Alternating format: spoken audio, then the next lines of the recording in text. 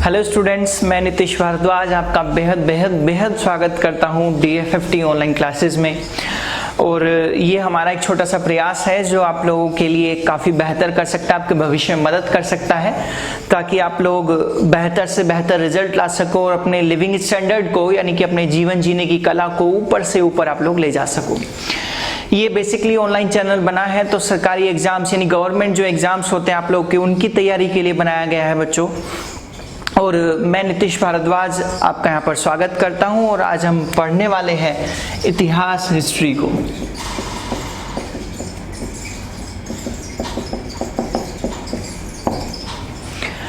क्योंकि यहाँ पर बहुत सारे टीचर्स आप लोगों के साथ कनेक्टेड होंगे, आप लोगों को मैथ्स का क्लास भी मिलेगा, रीजनिंग का क्लास भी मिलेगा, जीएस का भी और इंग्लिश का भी क्लास आप लोगों को मिलने वाला है बच्चों। जैसे कि आप लोग सभी जानते हो कि जीएस सब्जेक्ट एक सब्जेक्ट है, जीएस आप लोगों का, इसको फुल फॉर्म होता है जनरल स्टडीज। और इस जनरल स्टडीज में बच्चों बहुत सारे सब्जेक्ट आप लोगों के यहाँ पर आते हैं। जैसे कि सबसे पहला सब्जेक्ट आपको हिस्ट्री पढ़ाया जाता है, इसी में बच्चों आप लोगों को ज्योग्राफी पढ़ाया जाता है, पॉलिटिकल साइंस पढ़ाया जाता है, करंट अफेयर आता है और साथ में इकोनॉमिक्स आता है। ठीक है, आपको जो चैनल है या बच्चों DFFT ऑनलाइन क्लासेस के नाम से, इसमें आप लोगों को हिस्ट्री क्लास मिलेगी, ज्योग्राफी, पॉलिटिक्स, करंट अफेयर्स और साथ में इकोनॉमिक क्लास भी आप लोगों को प्रोवाइड की जाएगी। क्योंकि यहाँ पर मैं आप लोगों को हिस्ट्री के बारे में थोड़ा सा बता देता हूँ, क्योंकि आज इंट्रोडक्शन क्लास है तो हम लोग थोड़ा सा आज इंट्रोडक्शन लेंगे। देखिए बच्चों, इतिहास को बेसिकली 3 खंडों में या 3 हिस्सों में डिवाइड किया जा सकता है। पहले हिस्से आप लोगों ने सबने सुने भी होंगे। पहले हिस्से बच्चों एंशिएंट, मिडिवल और मॉडर्न कहलाता है। और अगर मैं एंशिएंट देखूं, मिडिवल देखूं और मॉडर्न देखूं तो उसमें कोई आपस में बीच का संबंध नहीं है, सही। लेकिन यहां पर बच्चों 3 और हिस्से हैं इतिहास के जो ज्यादा सटीक डिवाइड करते हैं हिस्ट्री को, जैसे कि historic, pre historic and post historic, जैसे कि ऐतिहासिक, प्रागैतिहासिक और प्रोऐतिहासिक। ठीक है बच्चों, यहां पर 3 हिस्से डिवाइड किए जा सकते हैं। मैं आप लोगों को इनकी डेफिनेशन समझाऊंगा कि इतिहास के ये 3 हिस्से डिवाइड क्यों किए गए हैं और कैसे किए गए हैं, सही। सबसे पहले हम लोग ऐतिहासिक, प्रागैतिहासिक या प्री हिस्टोरिक और पोस्ट हिस्टोरिक को समझेंगे। तो मैं यहाँ पर एक चार्ट के थ्रू आप लोगों को समझाने की कोशिश करूंगा। ये हिस्टोरिक है बच्चों, ये प्री हिस्टोरिक टाइम है, और ये प्रोटो हिस्टोरिक या फिर आप लोगों को इसको पोस्ट हिस्टोरिक भी बोल सकते हो। ठीक है, यहां पर 3 टाइम के हिस्सों को मैंने डिवाइड तोड़ दिया है टाइम में। ये ज्यादा सटीक डिवीजन है इतिहास का, और जब भी आप एग्जाम में जाओगे तो यही डिवीजन आप लोग देखोगे। जैसे कि सबसे पहले अगर मैं प्री हिस्टोरिक की डेफिनेशन बताऊं बच्चों, तो ये एक ऐसा कालखंड है जिसमें इतिहास को पढ़ने के लिए मेरे पास ओनली केवल और केवल पुरातात्विक यानी कि आर्कियोलॉजिकल एविडेंस उपलब्ध हैं। जैसे कि जमीन की खुदाई करके कुछ निकाला, और जमीन की खुदाई करके जब हम उसमें से कुछ निकालते हैं तो कार्बन डेटिंग के माध्यम से उसकी एज पता करेंगे और फिर बताएंगे वो कि आज से कितने हजार पहले वाली सोसाइटी इस कार्बन डेटिंग के द्वारा यूज किए गए सामान को यूज कर रही होगी, सही। इसका मतलब हम चर्चा करेंगे यहां पर केवल पुरातत्व की, जो जमीन से खुदाई करके निकाले गए सामान है उनकी। यानी कि प्री हिस्टोरिक को पढ़ने का मेरे पास एक सबूत है जो है बच्चों पुरातत्व, सही। इसमें बच्चों इस काल में आप लोगों के पास रिटर्न में कुछ भी नहीं है, पढ़ने को नहीं है, लिखित में यहां पर मेरे पास कोई भी एविडेंस नहीं है, सही। साथ ही साथ में बच्चों आप लोगों ने सुना होगा इंस्क्रिप्शंस क्या होते हैं। अगर आप लोगों ने नहीं सुना होगा तो आप लोग मेरे साथ जुड़े रहिएगा। और क्योंकि जब मैं अशोक आप लोगों को पढ़ाऊंगा इतिहास में, तो वहां पर इंस्क्रिप्शन की चर्चा मैं आप लोगों से क्लास में करूंगा। तो यहां पर बच्चों आप लोगों को इंस्क्रिप्शन भी हम लोगों को नहीं मिलेंगे। ठीक है, तो प्री हिस्टोरिक की डेफिनेशन ये बना कि इसमें पढ़ने के लिए हमारे पास केवल आर्कियोलॉजिकल एविडेंस है, ना हमारे पास रिटर्न एविडेंस है, और ना ही हमारे पास इंस्क्रिप्शन बेस्ड एविडेंस है। सही। लेकिन जब हम हिस्टोरिक में जाते हैं बच्चों तो यहां पर डेफिनेशन थोड़ा परिवर्तित हो जाता है, चेंज हो जाता है, क्योंकि पुरातत्व तो पहले से चलते हुए आ रहे थे, इसलिए यहां पर पुरातत्व यानी कि आर्कियोलॉजिकल एविडेंस मौजूद है, लेकिन रिटर्न इनका कुछ अवेलेबल है और कुछ अवेलेबल नहीं है। इसलिए मैं थोड़ा सा राइट लगाऊंगा, लेकिन थोड़ा सा रॉन्ग भी हो सकता है, क्योंकि यहां पर कुछ स्पष्ट नहीं दिखाई देता। सही। लेकिन यहां पर मैं एक स्पष्ट बात कह सकता हूं कि यहां पर भी इंस्क्रिप्शन नहीं है, ना के बराबर है, क्योंकि अशोक के टाइम से इंस्क्रिप्शन शुरू होंगे और अशोक के टाइम को हिस्टोरिक टाइम पीरियड नहीं माना जा सकता है। सही। लेकिन बच्चों जब मैं पोस्ट हिस्टोरिक के डेफिनेशन बनाऊंगा तो यहां पर आर्कियोलॉजिकल एविडेंस भी है, यहां पर रिटर्न एविडेंस भी है और यहां पर इंस्क्रिप्शन बेस्ड एविडेंस भी आप लोगों को मिल जाएंगे। सही। अब बच्चों क्वेश्चन ये बना कि आप लोगों का पूरा एक टॉपिक है, आप लोगों का पूरा वाइड कॉन्सेप्ट है इतिहास का, तो इसमें से कौन सा टॉपिक हिस्टोरिक आता है, कौन सा टॉपिक प्री हिस्टोरिक आता है, कौन सा टॉपिक पोस्ट हिस्टोरिक आता है। सही। ये वाला भी आप लोगों के यहाँ क्वेश्चन बनता है। आप लोगों से सीधा डायरेक्ट क्वेश्चन करता है, चाहे वो एसएससी में कर ले, चाहे वो पीसीएस में कर ले किसी स्टेट के, या यूपीएससी में कर ले कभी भी, या फिर डीएसएसबी में भी कर सकता है। ये सीधा वन वर्ड वाला क्वेश्चन बनता है और इस क्वेश्चन को बनाने के लिए आपको इनकी डेफिनेशन को समझना लाभकारी होता है, इंपॉर्टेंट होता है। ठीक है।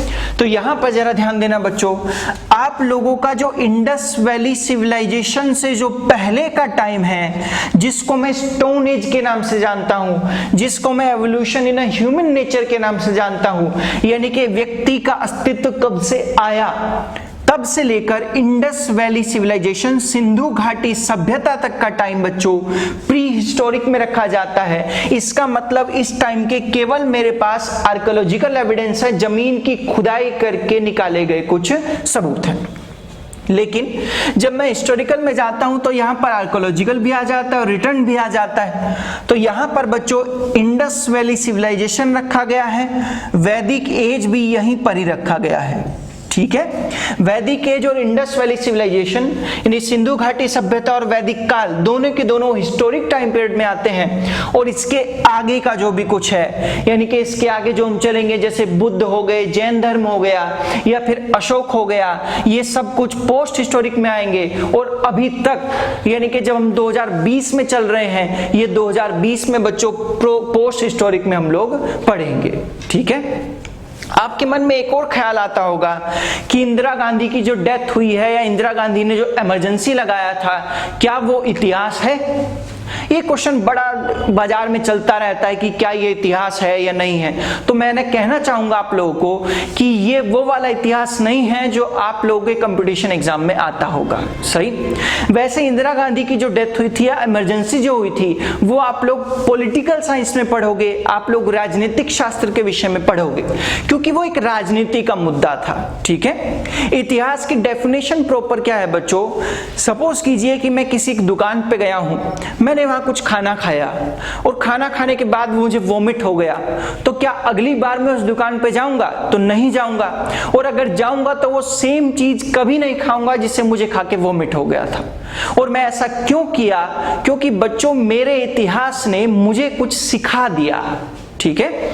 तो इतिहास की प्रॉपर डेफिनेशन ये है बच्चों कि आप अपने पास्ट से कुछ सीखकर अपने प्रेजेंट को जब बेहतर बनाते हो तो वही इतिहास होता है, वही इतिहास का स्थान होता है।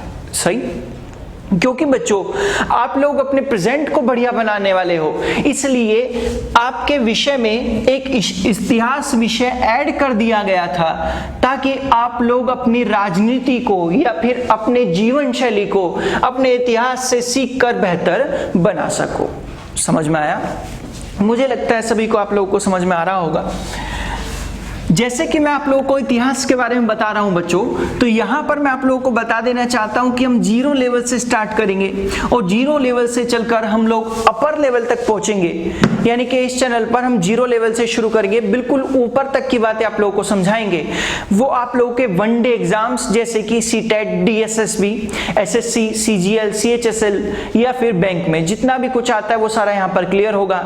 इससे वनडे एग्जाम से दूसरे एग्जाम जैसे कि आप लोग सभी जानते होंगे CDS का एग्जाम होता है, NDA का एग्जाम होता है, UPSC का एग्जाम होता है, स्टेट लेवल PCS के जो एग्जाम होते हैं उसमें भी आप लोगों के लिए कारगर रहेंगी, काम आने वाली बातें हैं।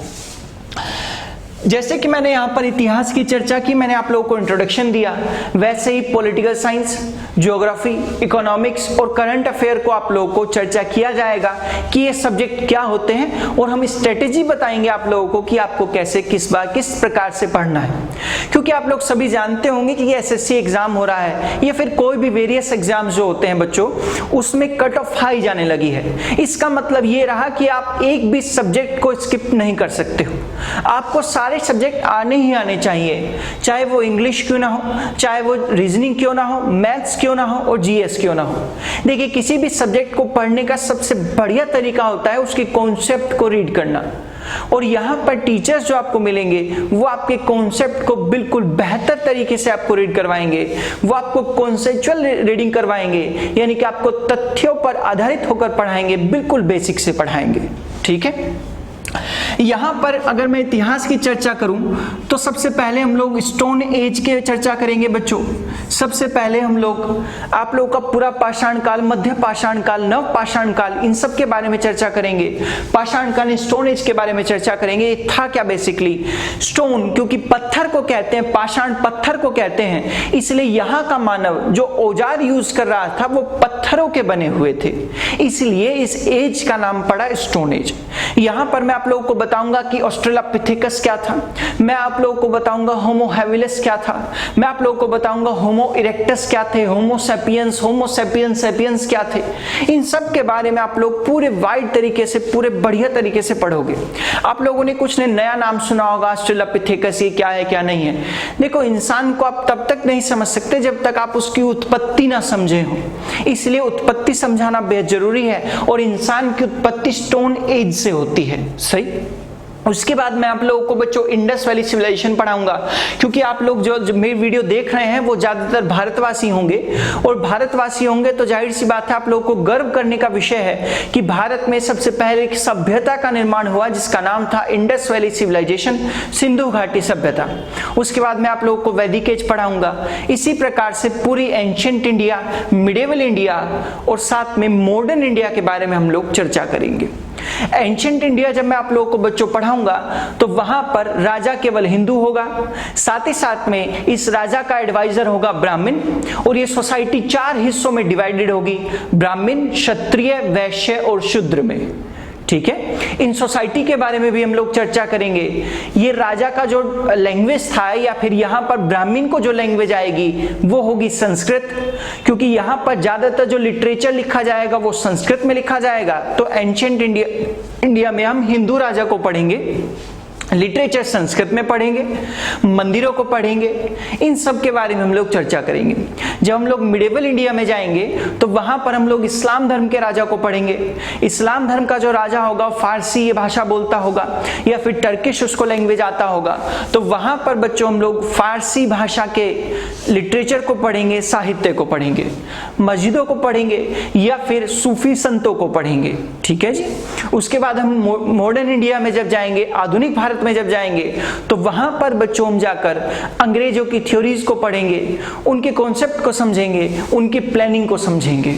ठीक है, ये पूरा का पूरा एक हिस्सा इतिहास का बनेगा, ये पूरा का पूरा हम लोग देख सकते हैं। यहां पर मैं इससे पहले कोई टॉपिक शुरू करूं, इससे पहले मैं आप लोगों को इस चैनल के बारे में कुछ बताना चाहता हूं। दरअसल ये DFFT ऑनलाइन क्लासेस शुरू किया गया है। ये क्लासेस इसलिए शुरू किया गया है बच्चों ताकि आप लोगों के बीच में एक शिक्षा का विकास हो सके, डेवलपमेंट ऑफ एजुकेशन हो सके। क्यों? क्योंकि DFFT के ओनर्स ने पाया बच्चों कि यहाँ पर 200 में से 180 कट ऑफ जाने का मतलब ये है कि बच्चों को हर एक सेक्टर यानी हर एक विषय में महारत हासिल करनी है या बढ़िया होना है। क्योंकि जब यहाँ पर पढ़ाया जाएगा तो हर एक सब्जेक्ट का टीचर आपको महारथी मिलेगा।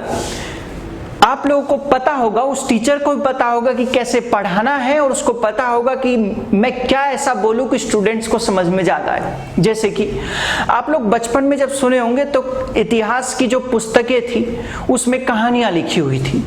ठीक है। अगर इतिहास को कहानियों से पढ़ाया जाएगा तो ज्यादा बेहतर समझ में आएगा बच्चों से।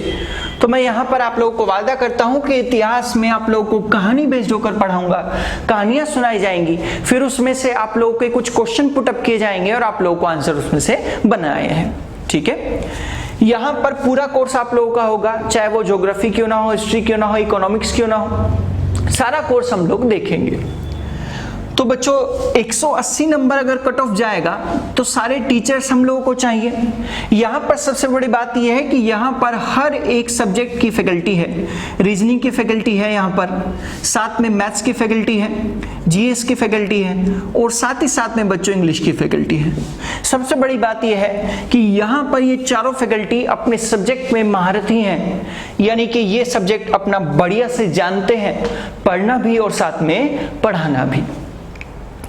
क्योंकि बच्चों जब कोई टीचर बनाया जाता है तो बेसिकली शिक्षक का एक उद्देश्य होता है। शिक्षक का उद्देश्य ये होता है कि अगर उसके जो शिष्य है यानी जो उसका स्टूडेंट है, अगर उसने जीवन में कुछ अच्छा कर लिया तो शिक्षक ऑटोमेटिकली अपने आप पे गर्व महसूस करता है कि उसने कुछ अच्छा बेहतर कर लिया है। क्योंकि बाजार में इस समय बहुत सारे टीचर्स अवेलेबल हैं, बहुत सारे चैनल्स अवेलेबल हैं, लेकिन ये चैनल इसलिए यूनिक है बच्चों क्योंकि यहाँ पर ये आपको पढ़ाने की टेक्निक को जानता है। हम लोगों का उद्देश्य आप लोगों को फैक्ट्स के दबाव में डालना नहीं है, हम लोगों का उद्देश्य है कि आपको फैक्ट कैसे याद करवाए जाए, उद्देश्य हमारा ये बनता है, सही। क्योंकि आप लोगों को याद करना, साथ में आप लोगों ने कर्ण की कहानी सुनी होगी बच्चों। तो एक बार वे परशुराम जी के पास गए और उन्होंने कहा कि मुझे धनुर्विद्या आपसे सीखनी है क्योंकि आप जैसा कोई भी टीचर दूसरा मार्केट में नहीं है। परशुराम ने कहा कि मैं केवल और केवल ब्राह्मणों को ही अपनी शिक्षा देता हूं और किसी को नहीं देता हूं। कर्ण ने कहा कि मैं ब्राह्मण हूं। उसने ऐसा झूठ बोल दिया था, वो क्षत्रिय है, आप सभी जानते भी होंगे। तो एक बार एक बिच्छू में परशुराम जी सो रहे थे। इन्होंने कहा कि भाई तुम अपना पैर आगे कर लो, मैं तुम्हारे पैर पे अपना सर रखकर सोऊंगा। तो कर्ण के एक बार बिच्छू आकर काट गया, लेकिन बिच्छू काटता रहा कर्ण के, लेकिन उसने अपने पैरों को हिलाया नहीं क्योंकि उसके गुरु की नींद ना टूट जाए, ऐसा उसने किया। परशुराम जी खड़े हुए और कहने लगे भाई तुम क्या कर रहे हो, ये तुम तो ब्राह्मण कभी हो ही नहीं सकते। क्यों नहीं हो सकते? क्योंकि दर्द को इतना सहन करने की शक्ति केवल क्षत्रियों में पाई जाती है, ब्राह्मणों में नहीं होती। इसका मतलब परशुराम जी वहां उससे नाराज हुए क्योंकि कर्ण ने झूठ बोला और उन्होंने श्राप दिया। जरा ध्यान देना श्राप पे। उन्होंने श्राप दिया कि तुमको ये विद्या काम नहीं आएगी जब तुमको इसकी आवश्यकता सबसे ज्यादा होगी। लेकिन बच्चों हम यहां पर आपको कहना चाहते हैं कि जब आपको इस विद्या की सबसे ज्यादा जरूरत होगी तभी आपको सबसे ज्यादा काम आएगी और वो आवश्यकता आपके एग्जाम में होगी। इसलिए आप इतिहास को जरा ध्यान से देखना, आप कहानियां ध्यान से सुनना। जब आप एग्जाम में बैठोगे तो यही कहानियां आपके आंसर्स बनाएंगी, आपके उत्तर बनाएंगी, क्योंकि आप न कर्ण हो और ना हम परशुराम हैं, सही। तो बच्चों आज के लिए इतना ही और thank you class, have a nice day.